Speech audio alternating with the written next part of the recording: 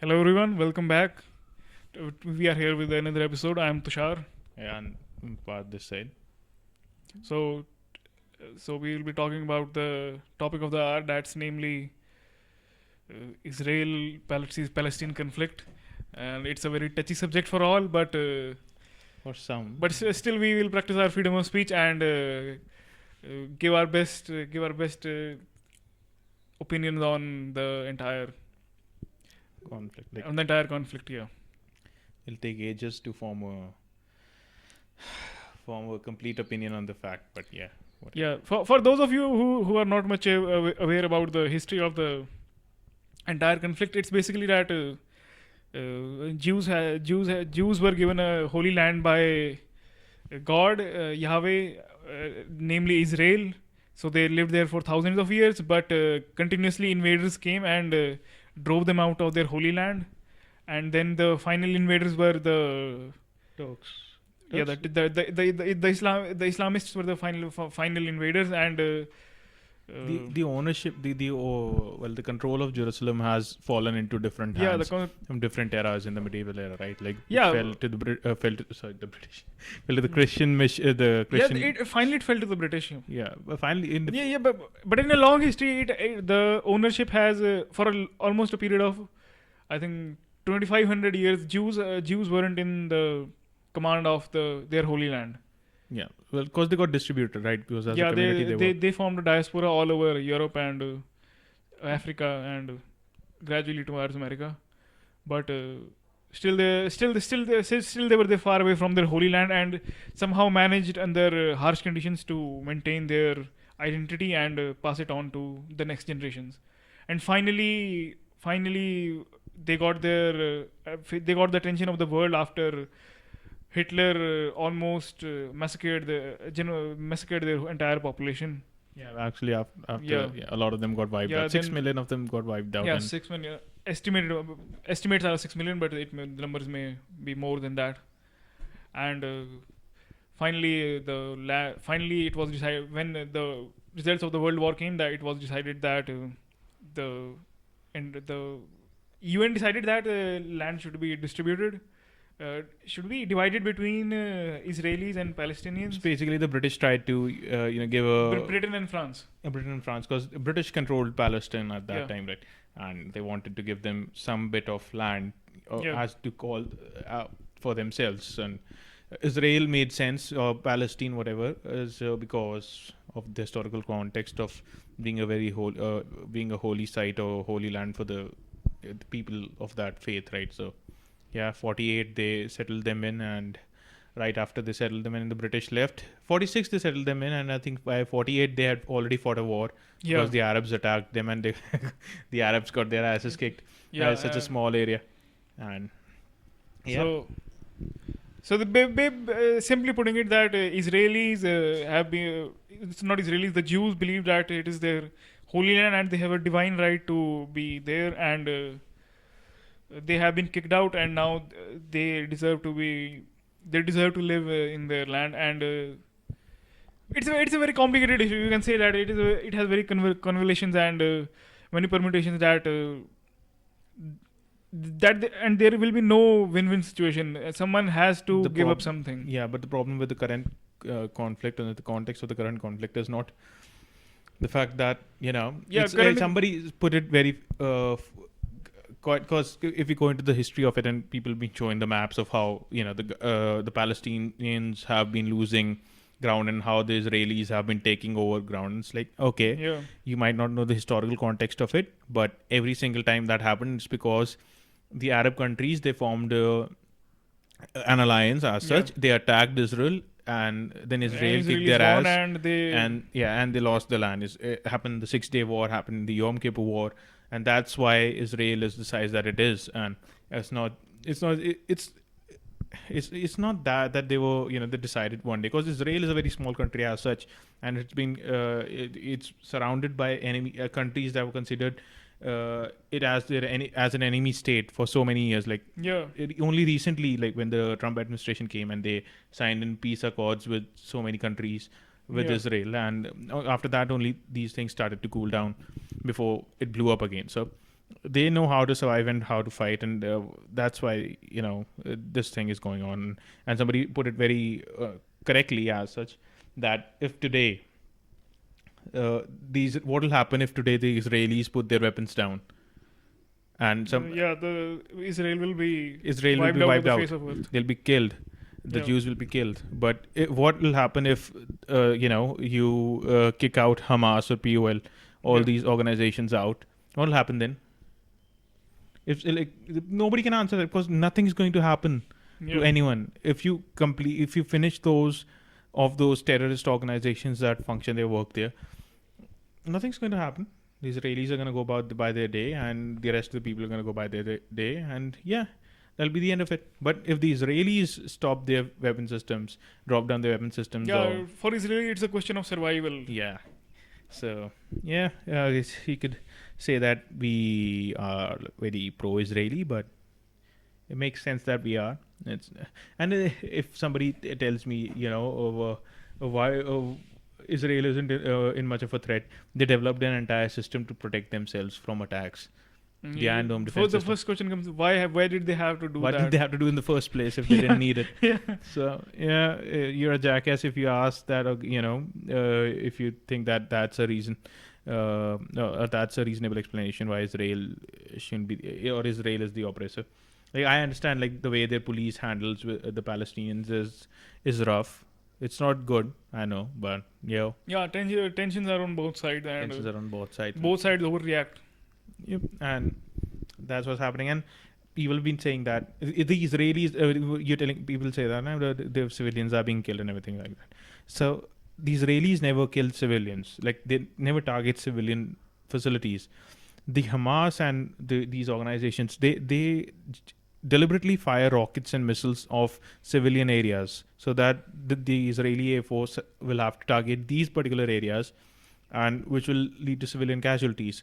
So while it's not their reason, tell Hamas to, the social justice warriors who are fighting for Palestine right now, tell Hamas to, set up a military base and fire missiles from there, and then we'll see if the Israelis bomb the civilian areas or they bomb that military base. And I'll give you the answer: they'll bomb that military base or that field where they fire those missiles from, because that's what their target is. If the Israelis wanted to kill, Israelis are actually very mindful of collateral damage as such. Even when that Iranian scientist was killed, right, a few months ago, if you remember, the Iranian nuclear scientist was assassinated by in a Mossad operation.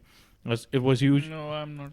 Yeah, it was a huge news, and and so precise that they killed him so precisely that they didn't even have to kill his wife. Like, they were sitting side by side in the car, in the back seat, and they only killed the husband. It was so precise. So they are very mindful of collateral damage. They could have killed his wife from a civilian from an enemy country, but they didn't do it because they don't want to do it. They never do it. So if you think that Israelis are somewhat like Nazis, because people would term them Nazis now. How can they be Nazis? They cannot be Nazis, but the absurdity of the left always, makes you think that apartheid and Nazis and the Israelis aren't that. So nonsense.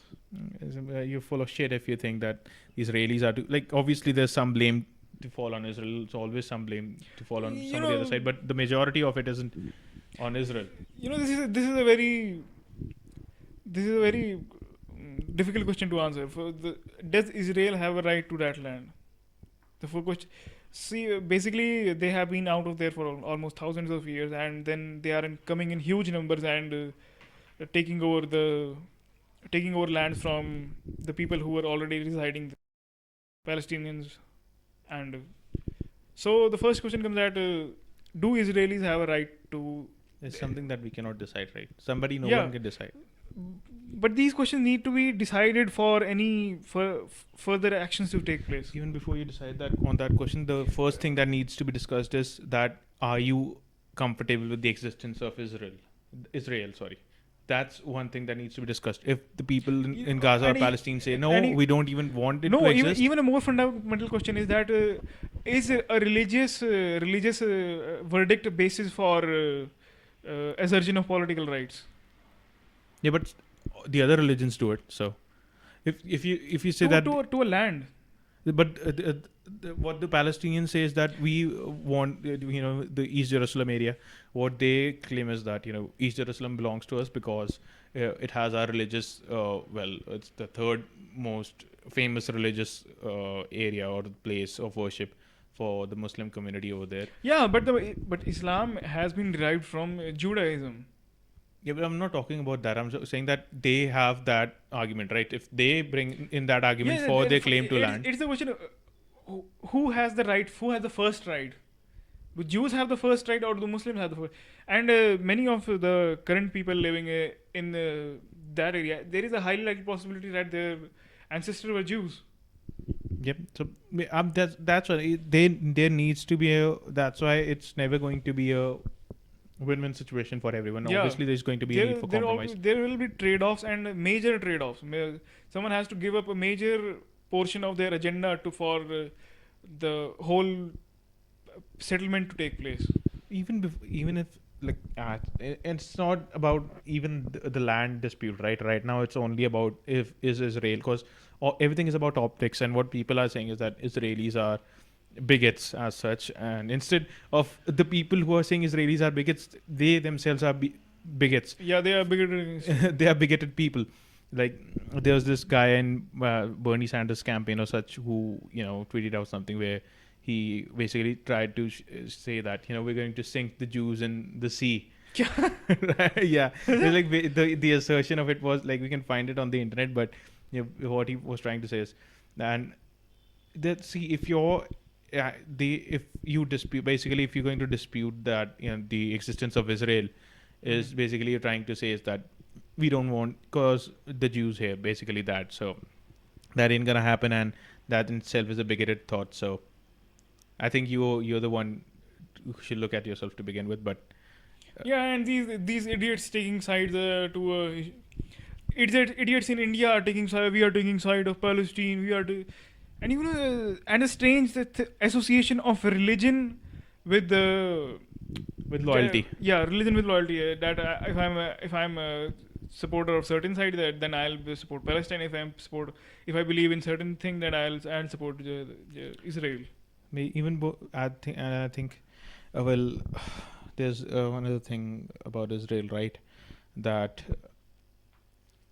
the Palestinians, they need to. There was this video of them firing rockets and missiles into Israel, right? Mm-hmm. And these civilians, there was basically civilians out there, and they were cheering that. Mm-hmm. If I'm a civilian, if I'm a concerned civilian, if the government comes, you know what? If I want peace for everyone. And if the army comes today in India and they're we're going to need your house, you're going to live in this house, you're going to need that house as a launch pad for firing our missiles. I'm like, fuck no. Get the fuck out. Use a public land or go fuck yourself. This is my house. Why would I want to make myself a target? Mm-hmm. But these people are cheering this. Mm-hmm. So, basic. And then you'd expect that you won't be bombed? Yeah. It's dumb. It's dumb, basically dumb. And if you think that these people don't have the best interests in your heart, then kick these people out of your administration. You have a democratically elected system, right? A democratic election system, right? In Palestine, as I've been told, because you wanted to be recognized as a country. So, use that. Either this or you don't want it to happen and you like the way things are going. And then, away the sin, asshole. You're waiting for getting nuked. No, not nuked, basically. Getting bombed by Israel. Nukes is a whole other problem. No nukes. So, you're looking for getting bombed by Israel, so good luck with that. Good luck with surviving that. And then don't crib about it. It's such a strange thing that a small piece of land with almost negligible population as compared to any other part of the world is such a major center of attention of global politics. The laughable thing for me is that people are the thing that people are criticizing is that, we cannot hit Israel, but why are they hitting us back? It's not. It's because they have made a formidable defense system to protect themselves, but they have to still stay inside, right? They still have to stay inside even if they can protect themselves, and it's not 100% foolproof. 7 people have still died, including one Indian. They don't believe in the suicide bomber strategy. Yeah, so even an Indian citizen died in this thing, and like 7 Israelis have died yet. And because the Iron Dome system is like they can intercept 97 out of the 100 or 99 out of 100. They have this thing of the kill ratio, so they miss 3 or 1, I'm guessing, of the missiles that the Palestinians fire. So yeah, so this is your complaint that they can hit us back better than us, better than what we can do. So that's on you, dumb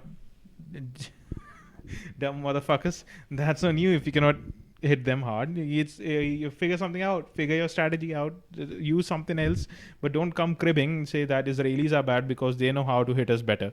This is not how a world works. This is not how a war works. Either fight a war or go fuck yourself somewhere. And another thing we're thinking about is that these community sentiments don't seem to arise when there is a question of Kurds in Turkey or Uyghurs in China. What's this selectivism about the whole thing?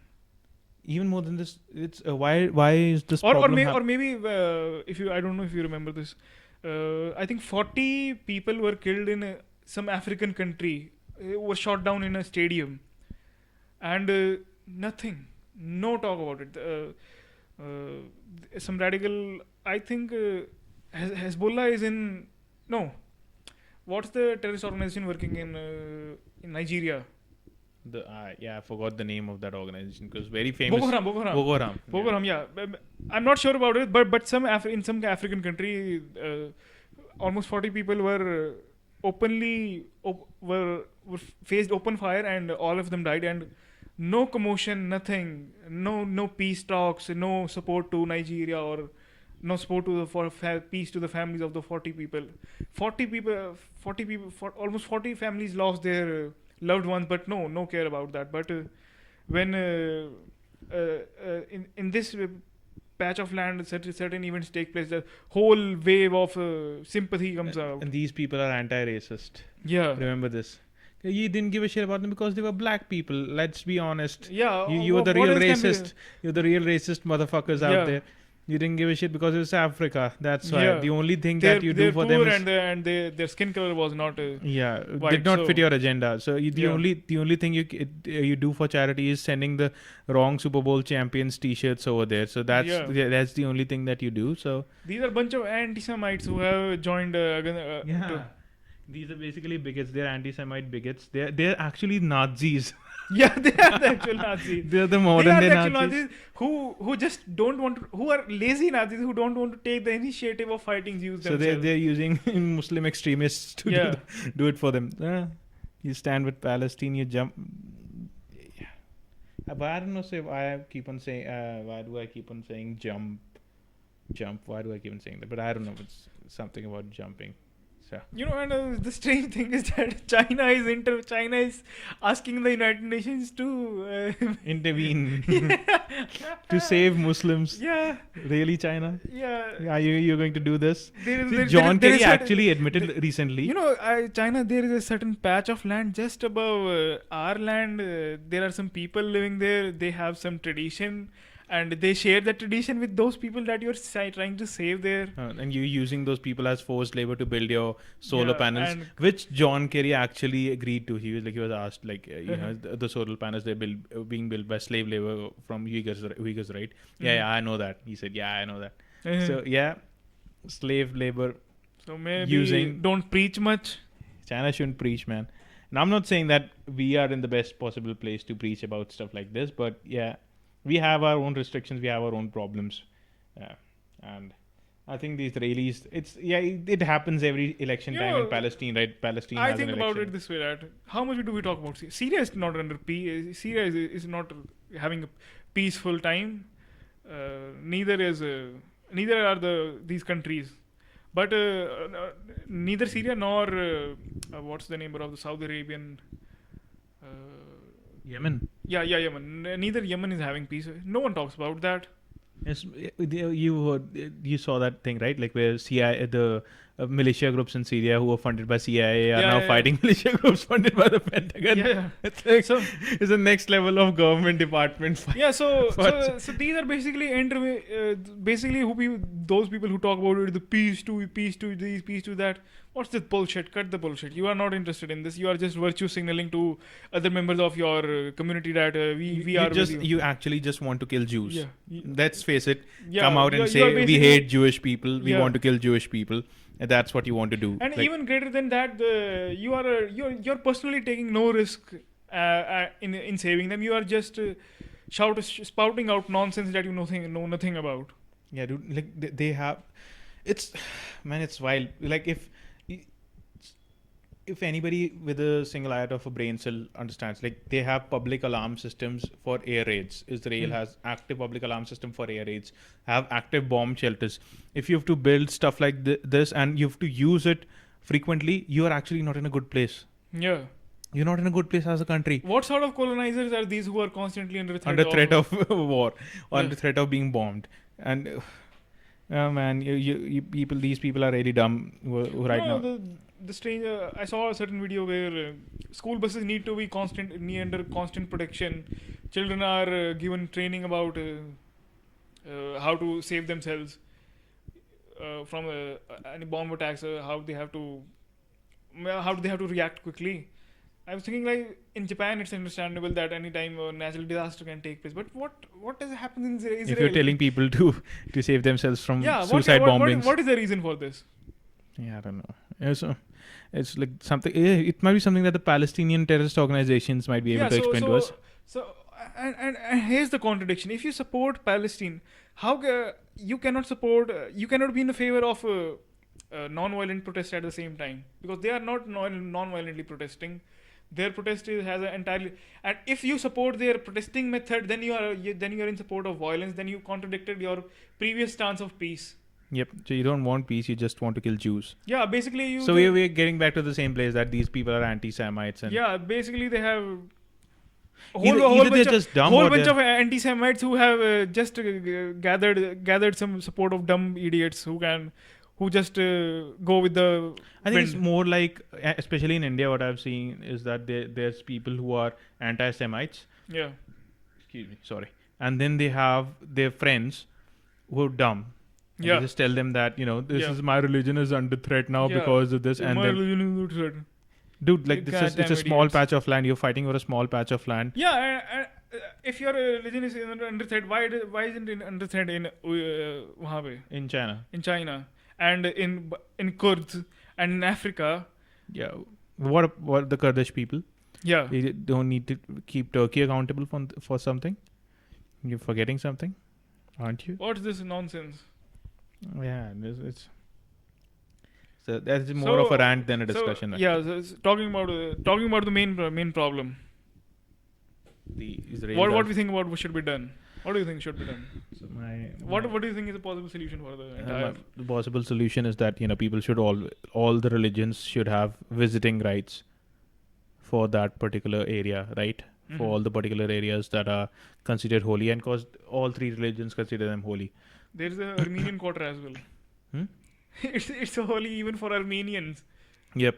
So I think it should be, but then it comes under who should be and who should control it as such, under whose administration should it be.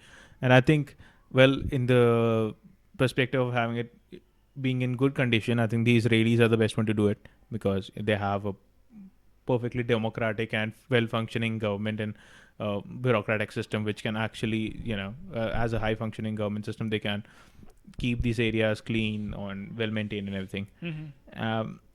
That makes sense in the logical thing of it, because you cannot give it to the UN. That will make no sense. It'll bungle it up and And the UN cannot control stuff like this. So the only thing that can be done is the country, or you can give control of it to the Vatican, I'm guessing. what? Because it's also considered holy by the Christians, right? So if you Yeah. give control of it as such for the maintenance and everything of it, so what you do is that you give control of it as such to the Vatican, and the Israelis, they're like basically Israel and Palestine and all these communities, and like obviously Vatican will be paying as for the Christians, coming for the Christians, they're going to pay for the maintenance of it, and the Israelis are going to pay for it, and the Palestinians are going to pay for it. All three are going to pay for it, and the Vatican is going to handle it. Makes sense, right? It would make sense because we can consider the Vatican to be somewhat of a middle ground. Kind of a place, non-confrontational middlemen for this to handle this thing, because you cannot give it directly to the Israelis. That won't go well with the Palestinians. If you give it to the Palestinians, won't go well with the Israelis. Why would Israel give up its upper hand in this situation? It won't, but it'll at least give the Palestinians that. It'll give the Palestinians that one particular thing that they want, right? They don't want it to go to Israel, and Israel doesn't want it to go to Palestine. So, let's give it to the third party that it might suit. It might suit this, right? Because then all three are contributing to what they need, and it's being controlled. And I think the Vatican will be well enough, or will be prepared well enough to control this place administratively. I'm not talking about East Jerusalem. I'm only talking about the holy place, that holy place. So if you actually give this right to, or give the rights of administration to a middleman, to an arbiter. Whatever. So if you do that, then you actually ended the conflict for East Jerusalem, right? So there's no conflict left because that holy piece of land. And what about the Gaza Strip? Gaza Strip is something that you need to look. Why have you been losing ground to Israel? Is because you keep on attacking them, and then they keep attacking you, and then you lose land. You keep losing land because of this. So that's as simple as that. Yeah, and the ongoing question of the two-state solution. Yep. So either if we can do is that the land that Gaza has, right? The amount of land that Gaza has, if we give it to the Israelis, and the Israelis give up a small patch of land equivalent to what the Gaza Strip is to Palestine, to where the entirety of Palestine exists, the major part of it exists, right? Giving it that land so that it basically just the way the Bangladeshis and Indians dealt with their problem of the partitioned villages and communities, right? So you take Gaza Strip and you give them that particular land so that they are connected completely and become one country, and you get this particular place, and the conflict ends. Sort of ends. Yeah, basically. Until unless first step is, I think, in my opinion, the first step is that you just accept that whatever has happened, and you decide on a vision of the future that it is impossible to have a one-state solution that only Israel will be in control of the whole area. So basically, Palestinians wouldn't willingly accept Israel's rule, and the other way is simply impossible because Israel has the upper hand. So the best solution is that you just wipe the slate, and just decide that